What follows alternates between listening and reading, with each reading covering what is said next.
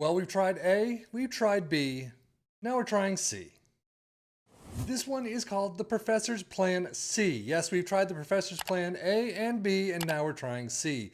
Basically saying, welcome to the Devil's Trident.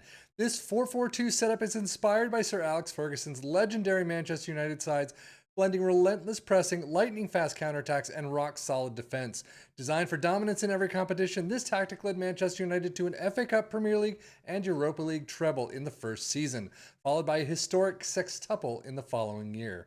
So we're going to take a look at this tactic with our three teams of Liverpool and Aston Villa in the Premier League and our championship side of Ipswich Town. Now, Professor's Plan A was a simple 4-2-3-1. The Professor's Plan B was a 4-2-3-1, 4-3 something or other, but the defensive was a little down. Now we've got a 4-4-2. So we're going to check it out and see how it works with our teams. But now, one of the other things with this is that someone had asked, can you do a tactic with 4-4-2 that has a nice set of wingers? Well, here you go. Two wingers in attack. Let's dive into the Premier League. Let's see how it did. Liverpool looking really nice in the Premier League this season. 88 points is just a smidge higher than usual. 107 goals, though, is pretty nice. You do have room to build on it, so if you took control of this like usual, I say, you could probably do a bit better of a job. But Aston Villa in 8th place, 61 points. Yes, you can get up into 5th and maybe thereabouts, but 61 is a little low. So Liverpool's domestic cups, did they get any other trophies? No, they did not. Out in the Carabao Cup third round immediately to Aston Villa 2-3, and out in the FA Cup quarters in extra time against Ipswich 2-4.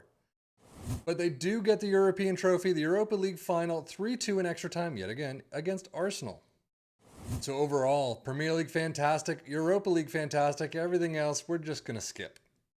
Squad-wise, wow, they really are severely lacking in the green, no question about it. 31 goals, though, for Jota, 25 for Salah, 21 for Nunez, assists 17 for Matteo Politano. He apparently came in, even though I have transfers off, but 16 for Trent. Average rating gets Salah with a 7-4. Well, after beating Liverpool in the Carabao Cup third round, Aston Villa get to the Carabao Cup quarterfinals, losing out to Stoke 1-2. They do get to the FA Cup quarterfinals against Tottenham, lose out 1-4. And unfortunately, they're out in the Europa Conference League semifinals against PAOK. So yeah, overall, probably not the greatest season for Aston Villa. And they have, a little less green than Liverpool did, but not by much. Goals, though, 27 for Ollie Watkins, 21 for Diaby. Assists, 14 for Leon Bailey, 13 for Zaniolo.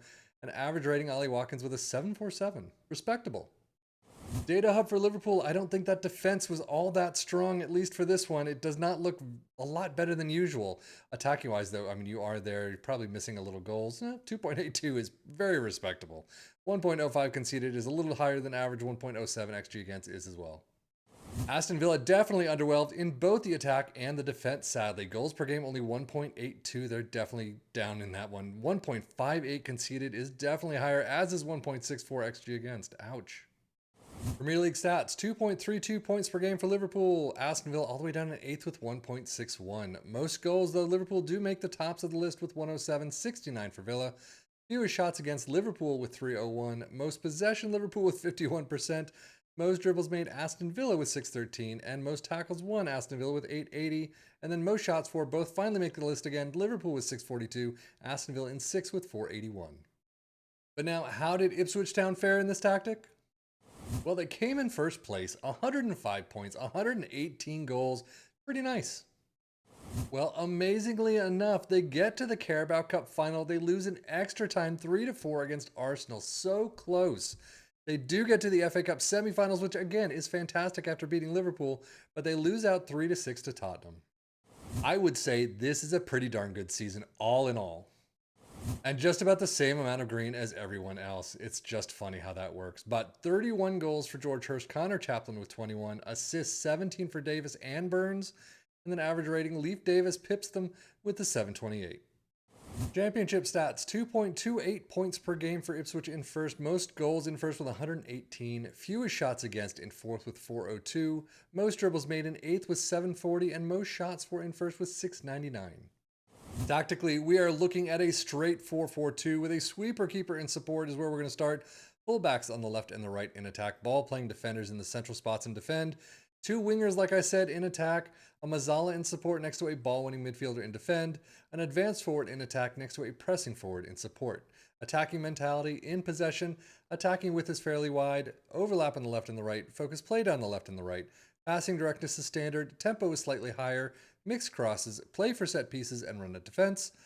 In transition, counter press, counter, distribute to the back line, and then out of possession, a high press line of engagement, a higher defensive line, trigger press more often, and get stuck in. But now overall, how did it do for these three teams? Well, Ipswich Town doing a fantastic job, well above second place Leicester. No question they did a phenomenal job. Liverpool and Aston Villa. Liverpool coming in first. Great. Only 2 points above Man City, though. I think you could probably do a little bit better if you took control of this yourself, did your own training, transfers, things like that. Aston Villa, though, in 8th place. They definitely need to pick it up a bit.